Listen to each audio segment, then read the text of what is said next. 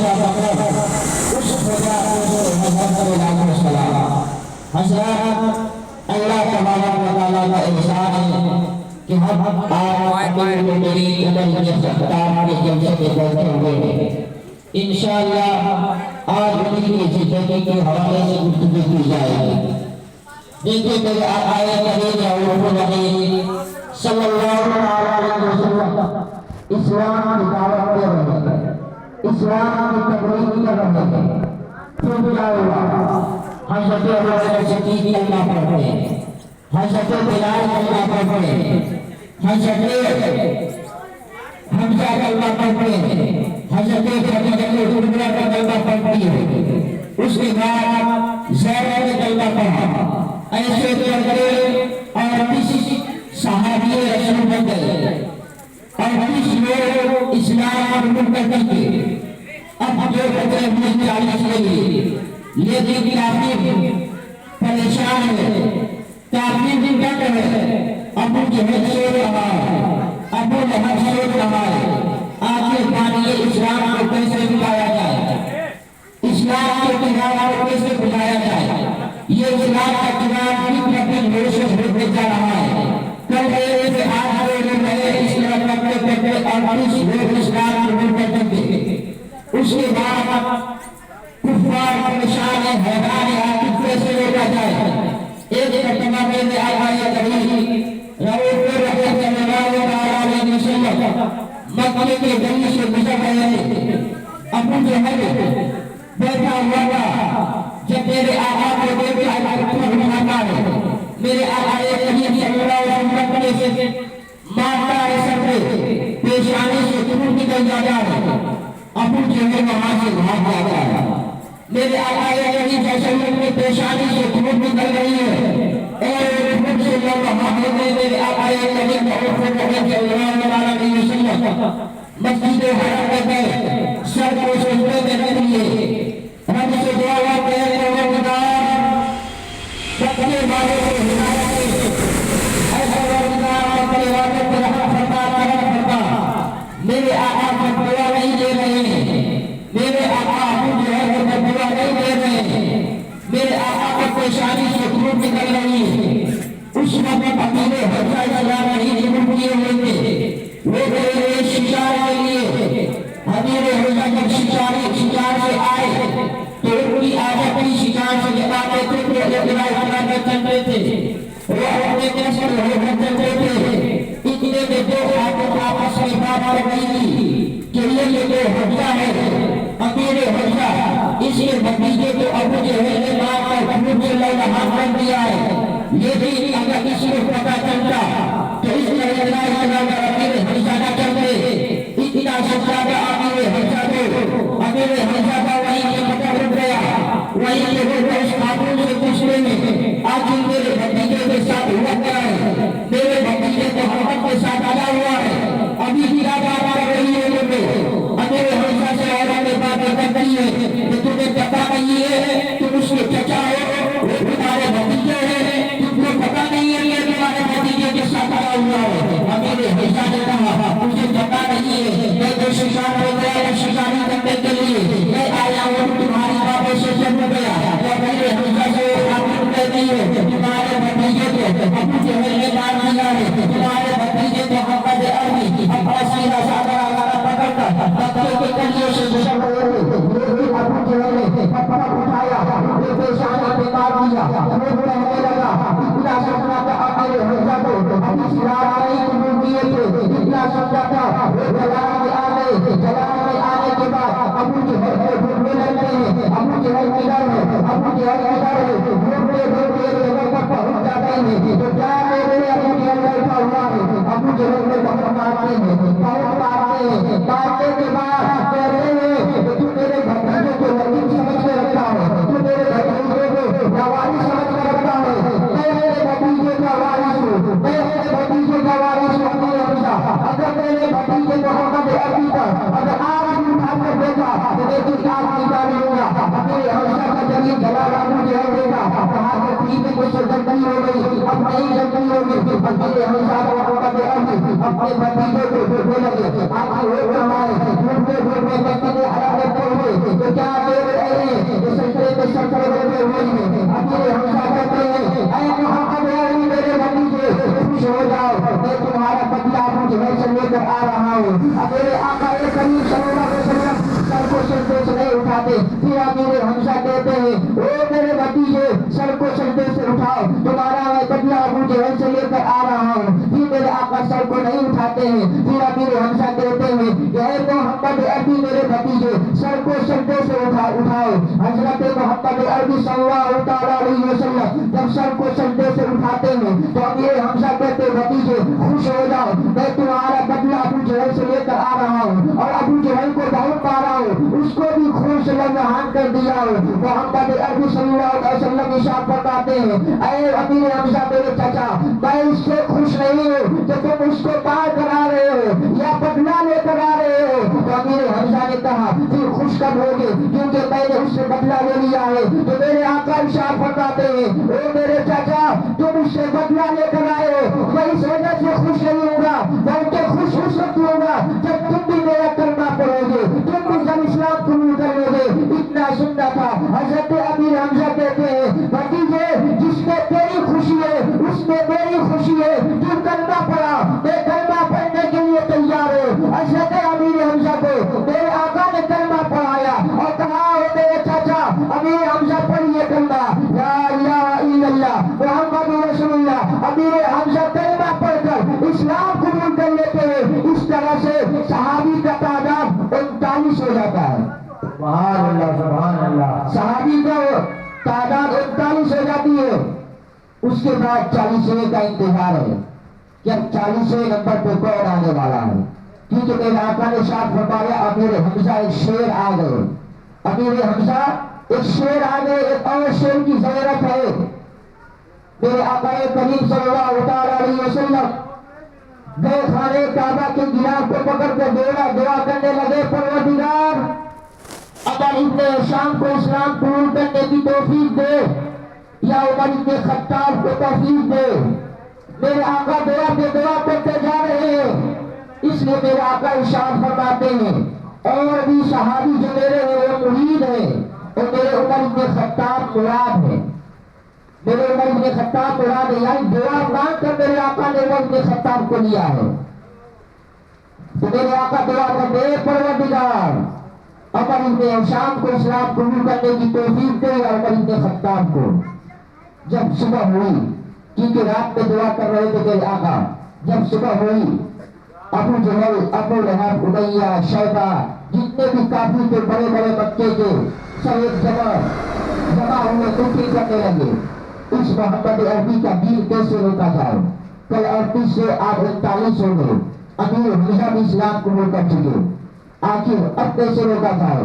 یہ تو دن پر دن اسلام بڑھتا جا رہا ہے، اس کو کیسے روکا جائے؟ اگر نہ روک پائیں گے پھر ہمارے بتوں کا حال کیا ہوگا؟ پھر کسی شخص نے کہا ایک شخص ہے جو اس کو روک سکتا ہے. کہتا کون؟ کہتے ہیں کہ وہ 26 سال کے کریئر جوان ہے جو چلتا ہے تو زمین بھی جب جب کی آواز کرتی ہے، اس کے آواز میں ایک دبدبا ہے. کہتے کون ہے؟ کیا خطاب کا بیٹا عمر ہے. سب لوگ جاتے عمر کے خطاب کی بارگاہ میں کہتے ہیں محمد عربی کے بارے میں تم نے کچھ سن رکھا ہے؟ کہتے ہاں سن رکھا ہے، بہت لوگوں کو پریشان کر رکھے ہیں اور لوگوں نے آپس میں جھگڑا کروا رکھے ہیں. تو کہتے ہیں ہم تمہیں 100 اونٹ انعام دیں گے، ان کا قتل کرو، بانی اسلام کو ختم کر دو. حضرت عمر بن خطاب نے کہا ٹھیک ہے آج کام تمام ہو جائے گا، آج اسلام کے بانی محمد عربی کا کام تمام ہو جائے گا. وہ لالچ دیے. حضرت عمر بن خطاب گھوڑے پہ سوار ہوئے، تلوار ہاتھ میں ننگی لیے، اس کے بعد دھوپ میں چل دیے. جب چلے آنکھوں میں وہ چاہے جلال ہے، ماتھے پہ پسینہ ہے کہ آج میں محمد عربی کو قتل کر کر آؤں گا. اتنے میں ایک صحابی رسول ارقم ابن زید سے ملاقات ہو گئی.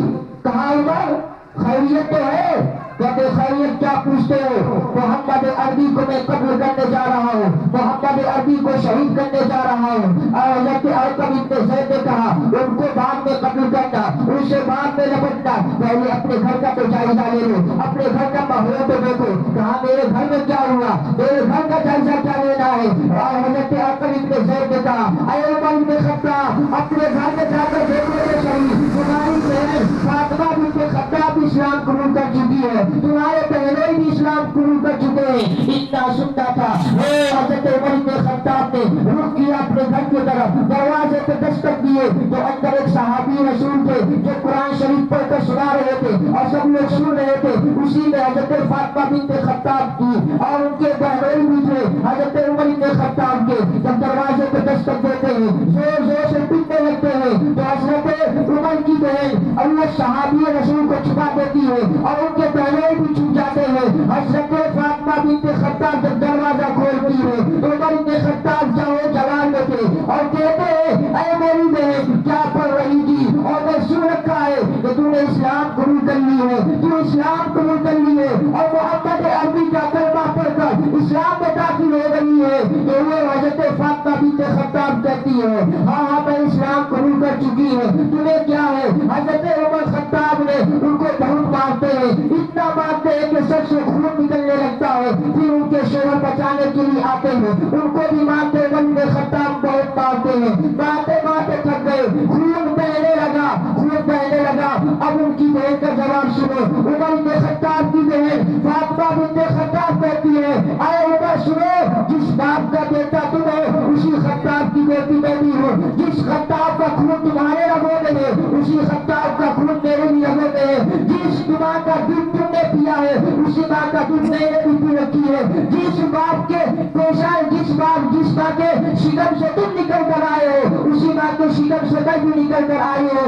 تم مجھے مارتے مارتے تھک جاؤ گے لیکن میں اسلام کو نہیں چھوڑوں گی, میں اسلام کو نہیں چھوڑوں گی اور محمد عربی کا کلمہ پڑھنا نہیں چھوڑوں گی. اتنا سننا تھا. عمر بن خطاب کا جاؤ جلال ختم ہو گیا اور ختم ہونے کے بعد کہتے اپنے بہن سے, اے میری بہن وہ پڑھ رہی تھی وہ تو ذرا سنا. حضرت فاطمہ بنت خطاب کہتی ہے, نفاقوں کو نہیں پڑھایا جاتا ہے, وہ نفاقوں کو نہیں پڑھایا جاتا ہے, جو پاک اور صاف ہوتا ہے وہی صرف اس کو پڑھ سکتا ہے. تو حضرت عمر بن خطاب نے کہا, جی میری بہن میں کیا چیز کروں تو پاک ہو جاؤں گا. ان کی بہن کہتی ہے تم کو غسل کرنا ہوگا. حضرت عمر بن خطاب غسل کرنے چلے گئے, نہانے چلے گئے, گویا کے پانی سے غسل کر رہے تھے لیکن اللہ تبارک و تعالیٰ عمر بن خطاب کے سارے گناہوں کو اس پانی سے دھو رہا تھا اور ان کے سینوں کو پاک کر رہا تھا, کیونکہ نبی کریم نے جو دعا مانگ رکھی تھی وہ دعا قبول ہونے والی ہے. حضرت عمر بن خطاب نے کہا کر آئے قرآن شریف کی ایک کھجور کے پتے پہ لکھا ہوا تھا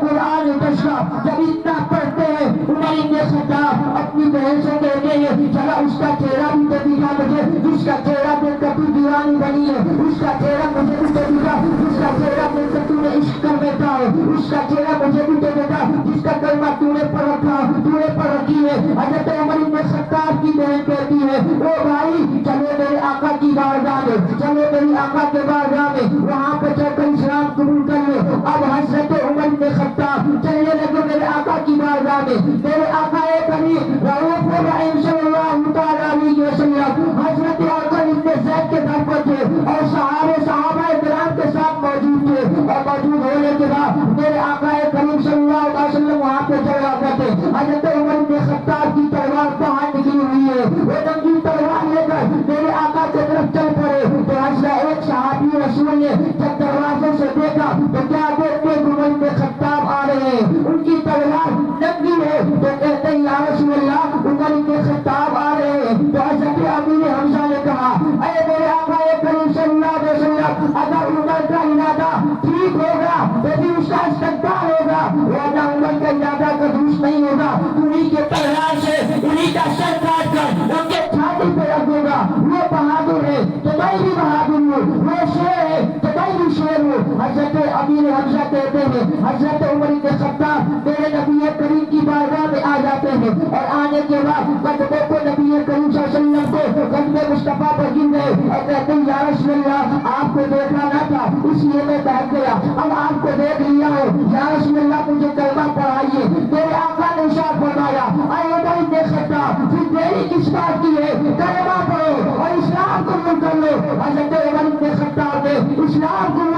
اس وقت میرے آقا نے نعرہ تکبیر لگایا، یعنی اللہ اکبر کی صدائیں بلند کیے، اور اتنا خوش ہے اس سے پہلے کبھی اتنا خوش نہیں تھے۔ نعرہ تکبیر،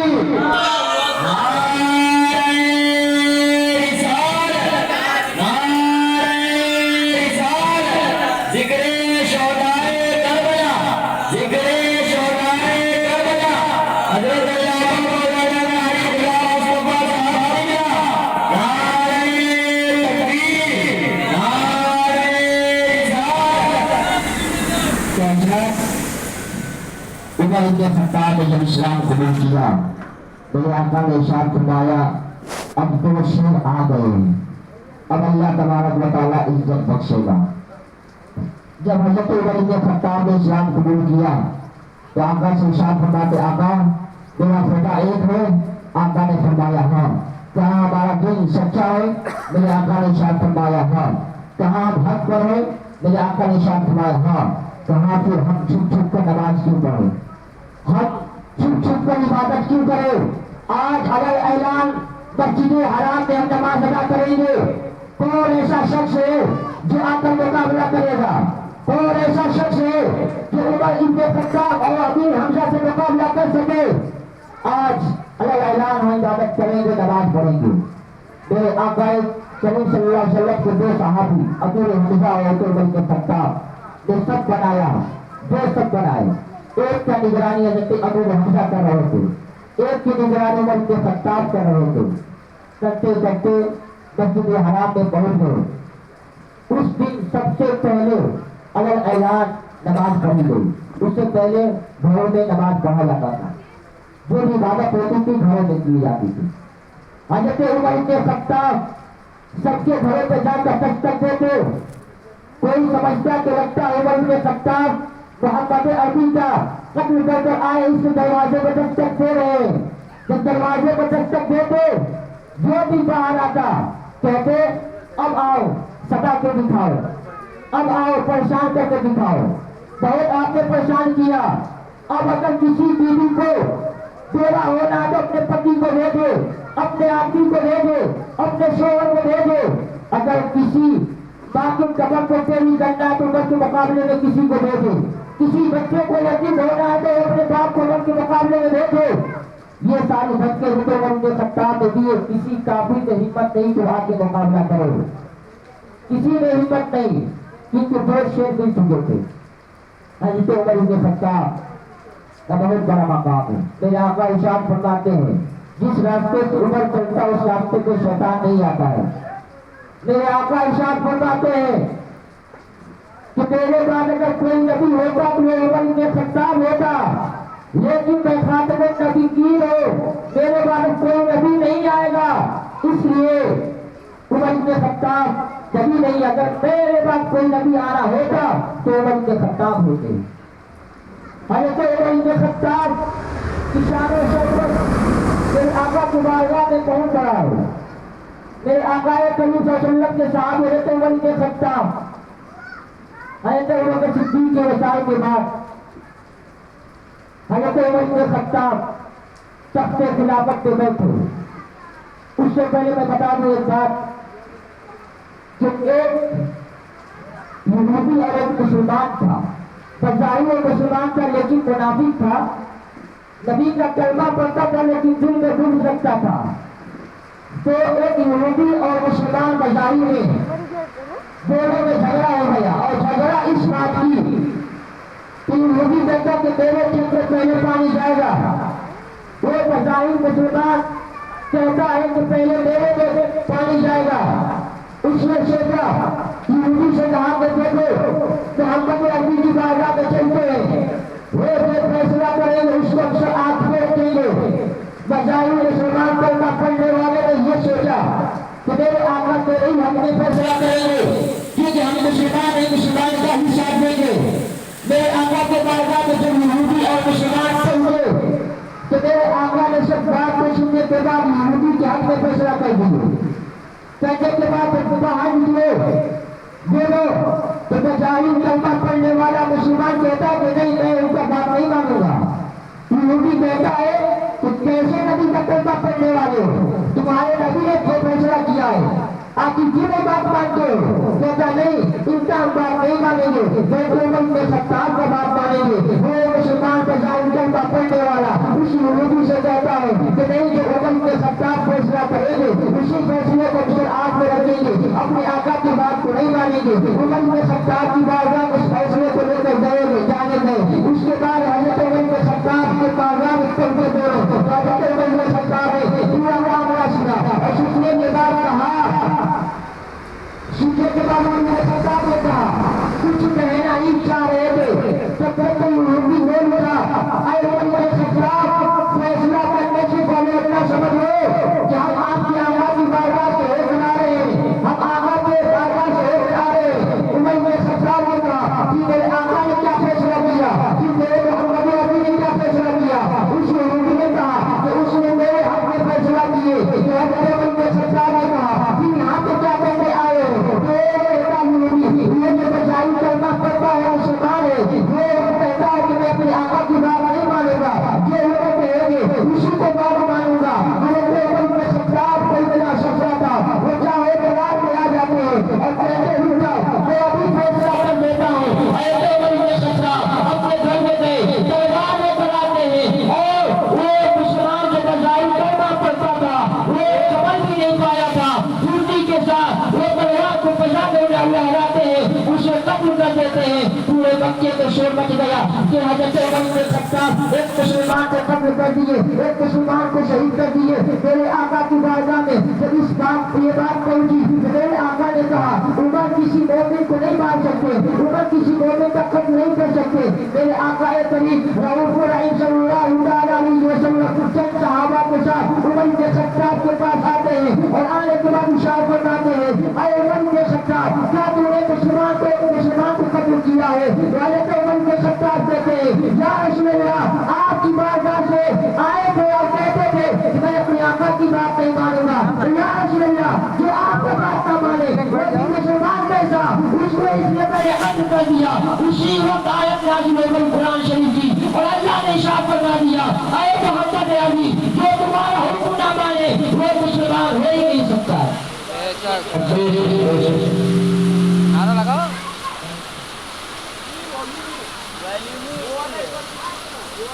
تو حضرات یہ تو حضرت عمر بن خطاب جو نبی کا بات نہیں مانتے تو اس کا سر تن سے جدا کر دیتے تھے۔ اس کے بعد جب عرض کرنے جا رہا تھا ابو بکر صدیق کے وصال کے بعد عمر بن خطاب کو 6 صحابی رسول کے مشورے سے خلافت دیا گیا۔ پھر حضرت عمر بن خطاب نے 10 سال اپنے خلافت کو سنبھالے اور بہت ہی سنہرا اور دور گزرا۔ حضرت عمر بن خطاب ایسے صحابی رسول تھے جن سے کافی تھر تھر کانپتے تھے، جن کے فوج اسے کیسر کسرا کانپا کرتی تھی۔ وہ کیسر کسرا جو کسی ملک سے ہارنے کا نام نہیں لیتی تھی، کسی ملک کو وہ ایک منٹ میں شکست دے دیتے تھے، کیسر کسرا۔ لیکن عمر بن خطاب کا جب دور حکومت آیا تو کیسر کسرا کے لیے روانہ کر دیا اپنے فوج کو۔ جب پہنچے کیسر کسرا میں تو وہاں کے جو فوجی کے کہتے ہیں یہ ہم سے جنگ کریں گے؟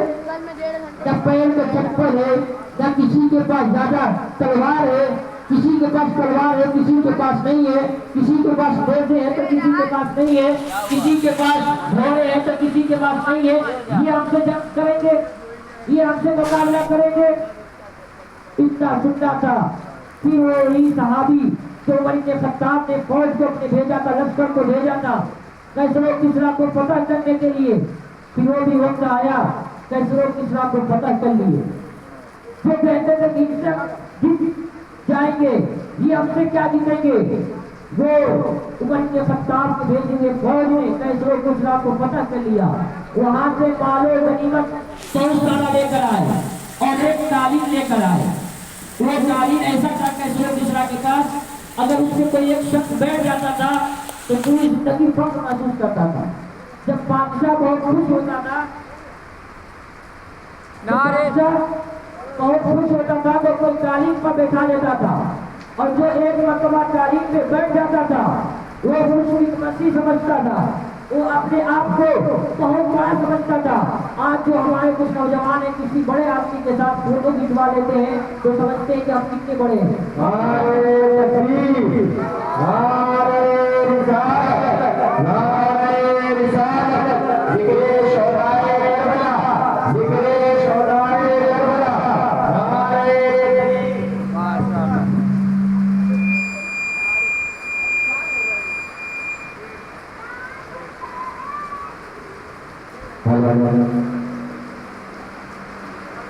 تو بادشاہ کا بھی سوچا تھا اور اسی شاعری کا بھی بیٹھاتا تھا اور جو ایک کرتا تھا وہ سب محسوس کرتا تھا.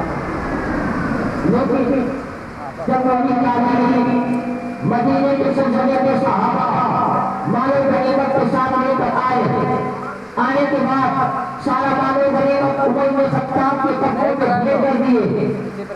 اس کے بعد حضرت عمر بن خطاب سے صحابی رسول ارشاد فرماتے ہیں حضرت اے میرے امیر المومنین یہ تعلیم ایسی ہے کہ اس تعلیم پہ جو بیٹھ گیا وہ فخر محسوس کرتا ہے.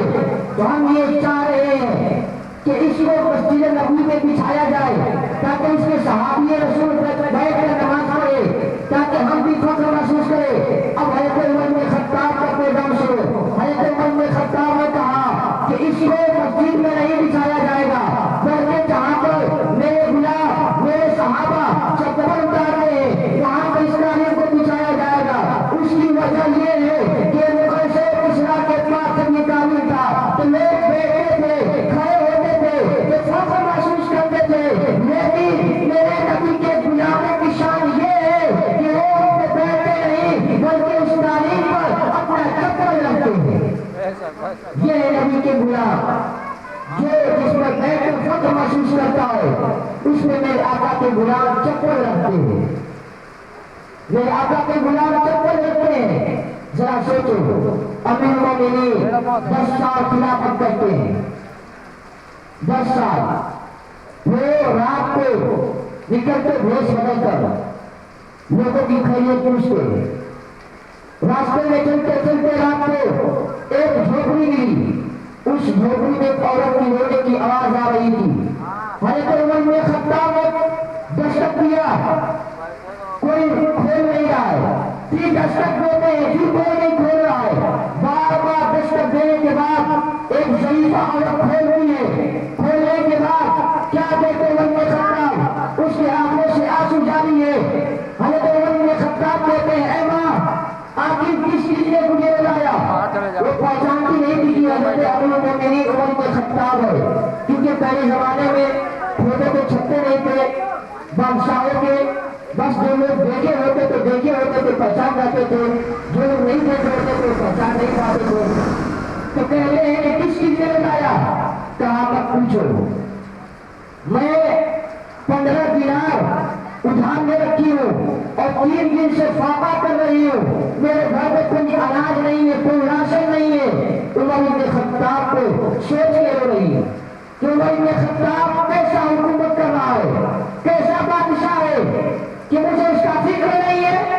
کل قیامت کا میدان ہوگا نبی کے سامنے اس کو گرفتار مت کر جاؤ. کہو گی اے آقا کریم صلی اللہ علیہ وسلم ایسے غلام کو اپنے امیر المومنین بنا رکھا تھا جس کو کسی کا فکر ہی نہیں ہے. حضرت عمر بن خطاب اتنا سنتے ہونے لگے. باہر گئے گھر سے اپنا راشن پتری اٹھاتے ہیں. اس کے بعد 15 دینار لیتے ہیں لے کر نکلے. رات کو تاریخی میں پہنچتے ہیں راشن دیتے کھانا وغیرہ دیتے 15 دینار دیتے.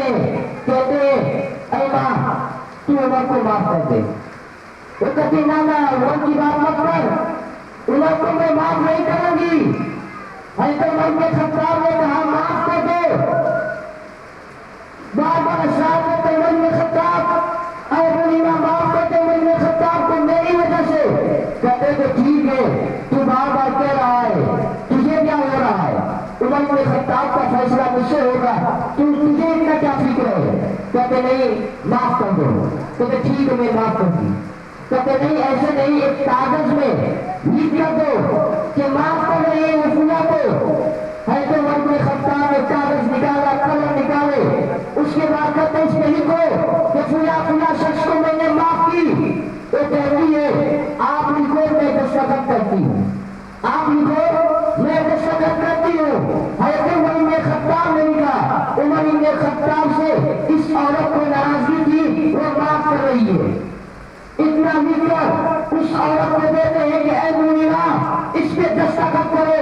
دستخط جیسے ہی کرنے جانے والی تھی، جیسے ہی کرنے والی تھی، تب تک حضرت علی اور ایک صحابی رسول آ گئے اور آواز دے کر کہتے ہیں اے امیر المومنین عمر بن خطاب تم یہاں پر بیٹھے ہو، ہم تم کو باہر ڈھونڈ رہے تھے۔ اتنا سننا تھا اس بوڑھی عورت کو کہ یہ تو امیر المومنین ہے، یہی تو عمر بن خطاب ہے، اسی کو تو میں پورا بھلا کر رہی ہوں۔ اتنا سننا تھا اور رونے لگتی ہے۔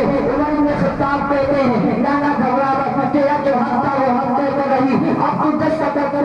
حضرت عمر بن خطاب کی کہنے سے وہ دستخط کرتی ہے۔ اس کے بعد حضرت علی کو بھی کہتے ہیں اے علی تم بھی گواہ رہنا، تم بھی دستخط کر دو۔ حضرت علی نے جب دستخط کر دیے، کرنے کے بعد میرے عمر بن خطاب نے حضرت علی کے حوالے اس درخواست کو کر دیا، اس چٹھی کو کر دیا، اس کاغذ کے ٹکڑوں کو کر دیتے ہیں اور کہتے ہیں اے علی جب میں انتقال کر جاؤں گا، جب میں شہید کر دیے جاؤں گا، میرے قبر میں میرے کفن کے ساتھ یہی کاغذ رکھ دینا، کیونکہ جب میرے آقا آئیں گے اور کہیں گے کہ اے عمر کیا لے کر آیا ہے، کسی کو ناراض کر کر آیا ہے، کسی کو خوش کر کر آیا ہے، تو میں یہ درخواست دے دوں گا، یہ میں کاغذ کا ٹکڑا دے دوں گا اور کہوں گا یا رسول اللہ میں سب کو خوش کر کر آیا ہوں۔ ایک بری عورت تھی، وہ ناراض تھی لیکن اس کو بھی خوش کر کر آیا ہوں۔ یہ درخواست میں یہ کاغذ میں لکھا ہوا ہے۔ نعرہ تکبیر، نعرہ رسالت، نعرہ رسالت، مسلک اعلیٰ حضرت شہدائے کربلا امام حسین حضرت علامہ مولانا قاری غلام مصطفیٰ صاحب قبلہ، نعرہ تکبیر، نعرہ رسالت۔ یہ ہے عمر بن خطاب دین میں اپنے فوجوں کا دیکھ بھال کرتے، رات میں اپنے رعایا کی خبر گیری کرتے۔ وہ عمر بن خطاب جو آدھی دنیا کا حکومت، آدھی دنیا کا بادشاہ ہے، عمر بن خطاب۔ وہ عمر بن خطاب کو جب زلزلہ آتا ہے مدینے میں، عمر بن خطاب اپنے کوڑے مار کر کہتے ہیں اے زمین کیا میرے چھاتی پہ عمر نے عدل و انصاف نہیں کیا؟ اتنا سننا کا زلزلہ ختم ہو گیا۔ اس کے بعد آگ لگتی ہے، صحابہ کرام آتے ہیں اے امیر المومنین فلاں جنگل میں آگ لگ گئی ہے، کچھ کیجئے آپ کو بجھانے کے لیے، کیونکہ اس زمانے میں تو کچھ بجھانے کے لیے تھا نہیں، تو کہتے ہیں کہ اے امیر المومنین کیسے آپ کو بجھایا جائے، پانی بھی نہیں وہاں پہ۔ اب امیر المومنین کہتے ہیں یہ میرا قمیص لے کر جاؤ، میرا کپڑا لے کر جاؤ جس میں 17 پوائنٹ لگے تھے، وہ لے کر جاتے ہیں اور کہتے ہیں جدھر آگ بڑھ رہی ہے ادھر اس کو دکھاتے رہنا، آگ بجھ جائے گی۔ پھر وہی کیا گیا، آگ بجھ گیا، ختم ہو گئے۔ یہ ہے حضرت عمر بن خطاب۔ حضرت عمر بن خطاب اپنے انتصاب کے بہت بڑے پیکر تھے۔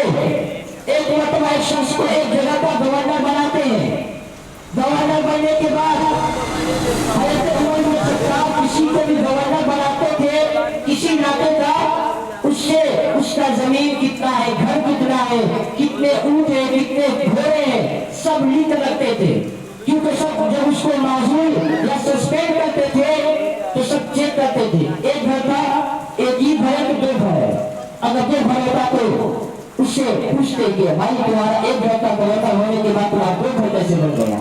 آج جس میں دیکھتے کوئی منتری بن جاتا ہے، کوئی نیتا بن جاتا ہے، غریب ہوتا ہے لیکن امیر بن جاتا ہے۔ تو بہرحال عمر بن خطاب نے گورنر بنایا، بنانے کے بعد کچھ عرصے گزرے تو کسی نے اس گورنر کا شکایت کرتے عمر بن خطاب کی بارگاہ میں، کہتے حضور آپ نے جو گورنر بنائے ہیں وہ تو ریشمی کپڑے پہننے لگے ہیں اور قیمتی گھوڑے اپنے دروازے کے پاس رکھتے ہیں۔ اتنا سننا کا جلال آ گیا، کہا اس گورنر کو بلا کر لے کر آؤ۔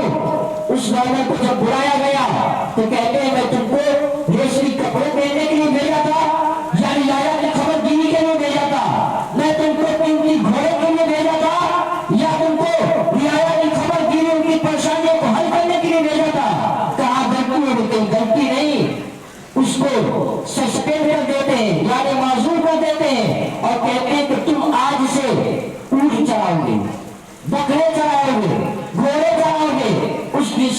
اس کام پہ لگا دی. یہ ہے عمر بن خطاب.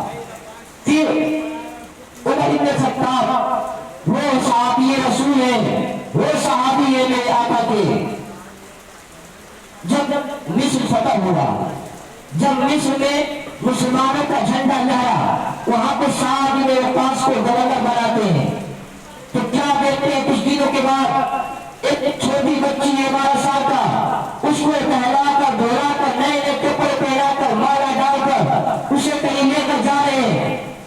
حضرت سعد بن وقاص نے پوچھا اسے کہاں لے کر جا رہے ہو, یہ بھیڑ کس چیز کی, یہ جلوس کس چیز کی؟ وہ کہتے تمہیں پتا نہیں ہے ہمارے یہاں پر دریائے نیل جو ہے وہ سوکھ جاتا ہے سال میں, تو اس کو پانی لانے کے لیے بلی دینا پڑتا ہے.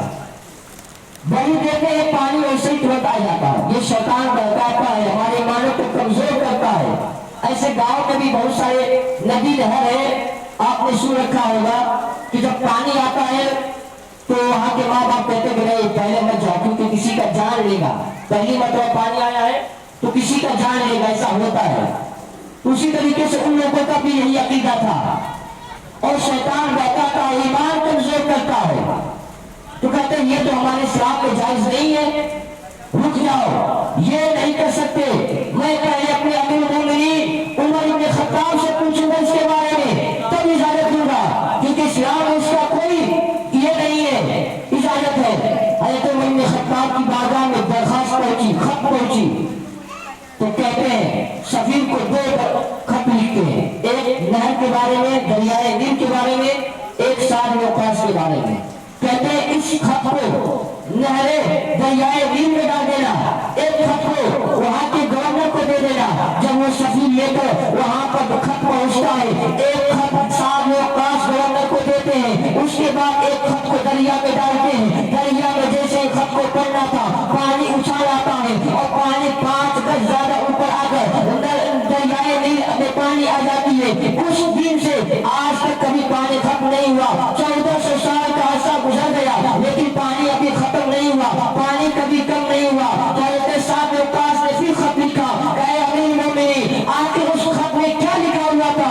امیر المومنین نے کہا, اے سعد بن وقاص تم کو میں جو لکھا تھا وہ تو تم پڑھ چکے کہ تم کو کہا گیا تھا کہ تم وہاں پر اچھے سے اسلام کا پرچار کرو, اسلام کا جھنڈا بلند کرو, اور محمد عربی کی شریعت کو کوئی آج نہ آنے پائے. لیکن جو میں دریائے نیل کو لکھا تھا وہ یہ لکھا تھا کہ بسم اللہ الرحمن الرحیم. اس کے بعد دریائے نیل کو میں نے یہ لکھا, اے دریائے نیل اگر تو اپنے مرضی سے بہتا ہے تو پھر تجھے بہنے کی کوئی ضرورت نہیں ہے, تیری پانی کی کوئی ہمیں حاجت نہیں ہے. اگر رب کے مرضی سے بہتا ہے تو پھر بہ جا. اتنا کہنا تھا, وہ دریا میں جیسے اتنا خط پڑنا تھا پانی آ جاتا ہے. ذرا سوچو, جو نبی کے غلام ہوتے ہیں, جو نبی کے عاشق ہوتے ہیں, ان کا حکم, ان کا اشارہ دریا بھی مانتا ہے.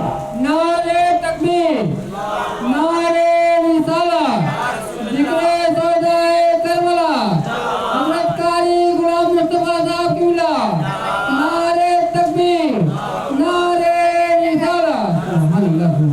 یہ ہے حضرت عمر بن خطاب. جو نبی کا ہو جائے اس کی بات دریا بھی مانتی, ہوا بھی مانتی ہے, پانی بھی. کیونکہ فتویٰ یہی تو ہوا کہ حضرت عمر بن خطاب نے کہیں کے لیے صحابہ کو بھیجا, اور صحابہ کا جنرل جو تھے وہ سعد بن وقاص تھے. ایک شہر سے دوسرے شہر میں جانا تھا, راستے میں دریا پڑ گیا, سمندر پڑ گیا, اب کیسے جاؤ؟ کشتی کا انتظام نہیں تھا. تو سارے صحابہ کہتے ہیں سعد بن وقاص اب کیا کریں, لوٹے؟ کہتے نہیں, لوٹنا نہیں ہے, جانا ہے. کہتا ہے کیسے جانا ہے؟ کہتا ہے اسی سمندر میں, اسی دریا میں اپنا گھوڑا دوڑا دو. اس لیے تو جاتا ہے بات کرتے ہیں دشتے دشتے دریا میرا چھوڑے ہمیں, دشتے دشتے دریا میرا چھوڑے ہمیں, پہلے ظلمات میں دوڑا دیے گھوڑے. سعد بن وقاص کا حکم کرنا تھا, آگے آگے ہو چلے اور پیچھے پیچھے سارے صحابہ چلنے لگے, اور سب نے سمندر اس دریا کو پار کر دیے. کسی کے گھوڑے کے ٹانگ میں پانی کا گھن نہیں لگا تھا. یہ تھے عاشق رسول. جب عاشق بنو گے تو ہر ایک شے آپ کا حکم مانے گی, بات مانے گی. حضرت عمر بن خطاب کہتے ہیں اگر میرے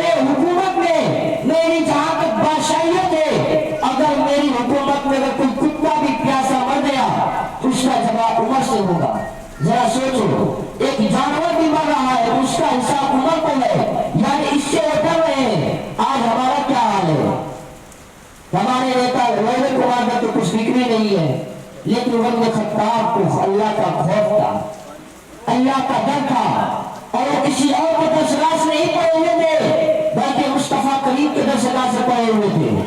یہ ہے حضرت عمر بن خطاب۔ حضرت عمر بن خطاب ڈھونڈ ڈھونڈ کر لوگوں کی مدد کرتے، کون ہے بے سہارا، کون ہے یتیم، ایسے لوگوں کو ڈھونڈ ڈھونڈ کر مدد کرتے۔ ایک مدینے میں ایسے بھی شخص کو حضرت عمر بن خطاب نے دیکھا کہ وہ لاچار ہے، اپنے چارپائی سے اٹھ نہیں سکتی ہے، اپنا پانی بھی نہیں بھر سکتی ہے، کام بھی نہیں کر سکتی ہے، کھانا بھی نہیں بنا سکتی ہے۔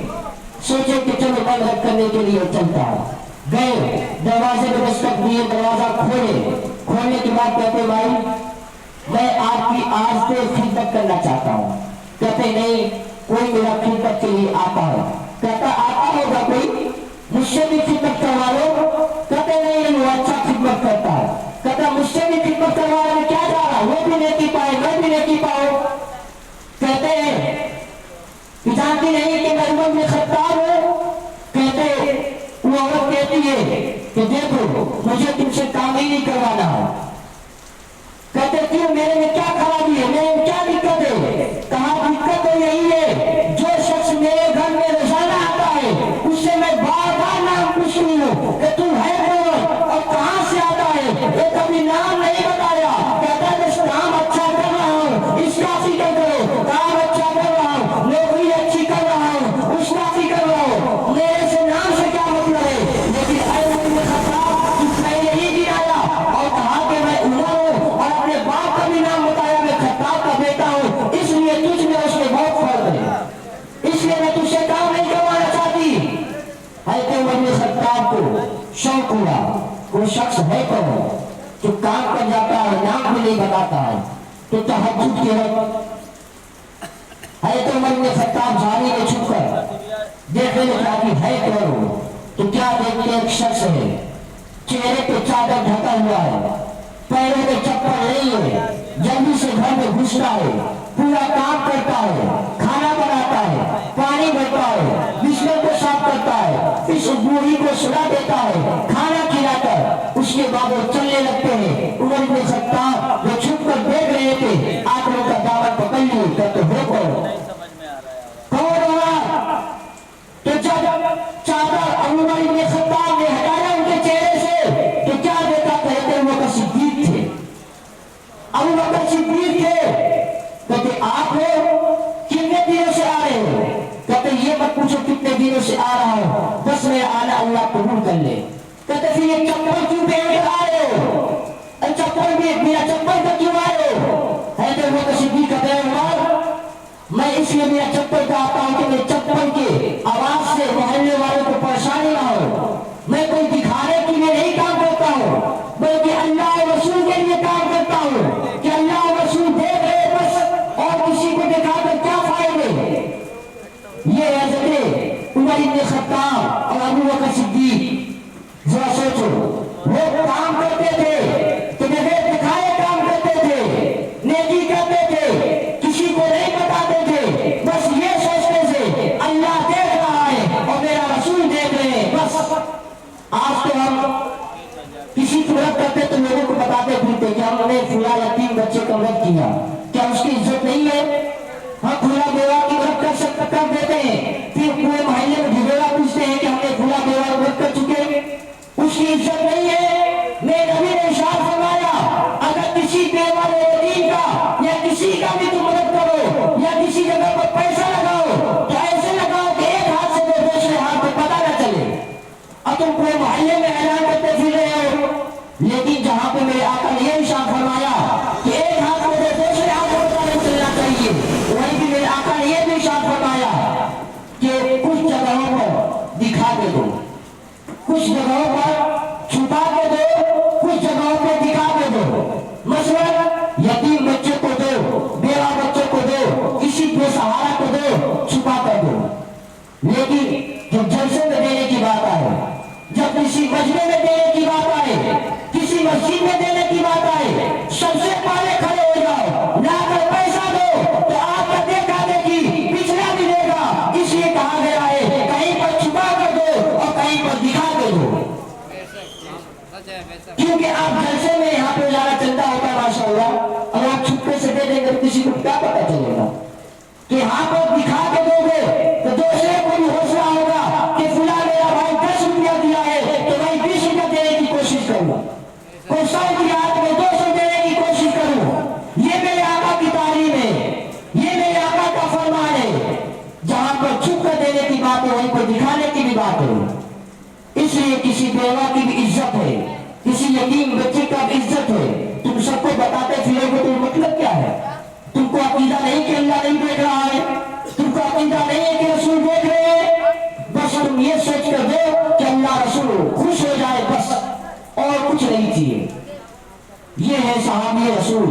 बस मैं अपने बात को जल्दी जल्दी मुकम्मल करूं क्योंकि शहादत हज़रत उमर इब्न खत्ताब भी बयान करनी है। हज़रत उमर इब्न खत्ताब 10 साल दौरे हुकूमत संभाले और आधी दुनिया पे हुकूमत करने लगे। फिर वो भी वक्त आया, हज़रत उमर इब्न खत्ताब फजर की नमाज में सफे दुरुस्त कर रहे हैं, सफे पे लाइन बना रहे हैं। उसी महफिल उसी सब में एक माजूसी शख्स था जिसका नाम था लूलू, वो भी था और वो मेरे उमर इब्न खत्ताब से दुश्मनी करता था बस इस बात पे कि उमर इब्न खत्ताब की बारगाह में आया अपने आका का शिकायत लेते क्योंकि वो लोहार था और उमर इब्न खत्ताब से कहता हुजूर आप अदल इंसाफ के पैकर हैं, आप अदल इंसाफ के बड़े मकान पर फाइज है, मेरा फैसला कीजिए।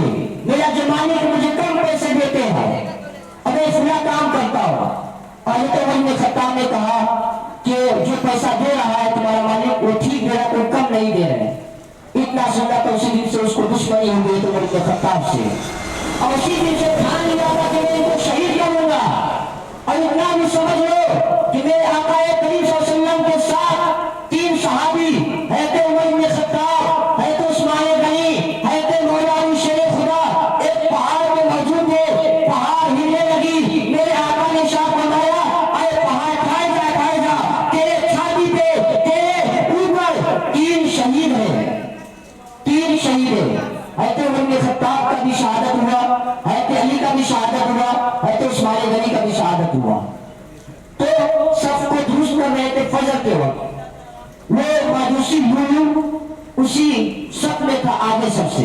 उमर इब्न खत्ताब ने नियत बांधने के बाद सूरे तिलावत करने लगे, तब से उसने अपना खंजर निकाला और हमला कर दिया। उमर इब्न खत्ताब जख्मी हो गए और जख्मी हो रहा था। लूलू तलवार अपने नेज़े को जो लेकर आया था उसको सहाबी रसूल को मारते हुए चले गया। उस वक्त 7 सहाबी रसूल को उसने शहीद कर दिया और जब वो भागने लगा एक सहाबी ने उसे कपड़ा फेंक कर उसे चेहरे पे डाल दिया, उससे वो पकड़ा गया। जब देखा कि पकड़ा गया वो तो मारा जाएगा, उसने खुदकुशी कर ली, अपने से खुदकुशी कर ली। उमर इब्न खत्ताब मुसल्ले पे गिरे, अपने सहाबी से इशारा करना दे सहाबी पहले मुझे ना देखो बल्कि पहले मुसल्ले मुस्तफा को देखो, पहले नमाज पढ़ाओ। हज़रत उमर इब्न खत्ताब उस सहाबी को बुलाते नमाज होती है। फिर उसके बाद हज़रत उमर इब्न खत्ताब ने कहा कि अच्छा ये बताओ कोई अपना था या काफिर था मुझे कत्ल जिसने किया, जो उसने शहीद किया में जो जख्मी किया वो काफिर था या मुसलमान था? कहते हैं सहाबी या रसूल उमर इब्न खत्ताब अमीर मोमिनीन वो काफिर था।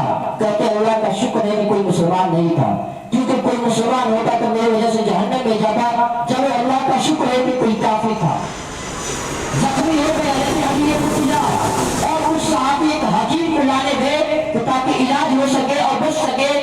जब हकीम आने लगा आधे रास्ते से वापस जाने लगा। हज़रत अली फरमाते हैं हकीम आखिर तू क्यों वापस जा रहा? कहते हैं कि उमर इब्न खत्ताब शहीद हो गए, वो इस दुनिया से चले गए, वो इस दुनिया को अलविदा कर चुके। तो कहते हैं हज़रत अली को तुमको कैसे पता? तुम तो हमारे साथ हो, सफर से आ रहे हो, तुमको कैसे पता?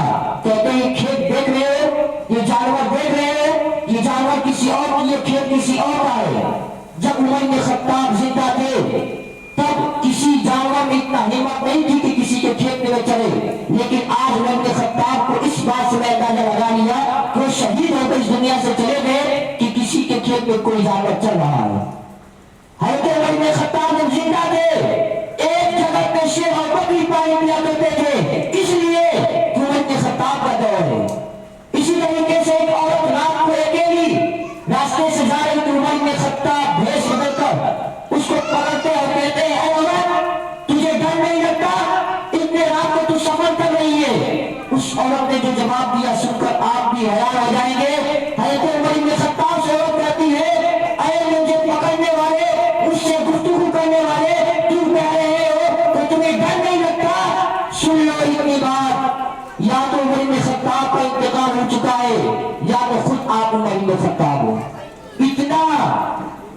لوگوں میں بیداری پیدا کی تو عمر خطاب اتنا بے انصاف کر چکے تھے کہ کوئی کسی میں ہمت نہیں ہوتا تھا کسی کو چھیڑنے کے لیے.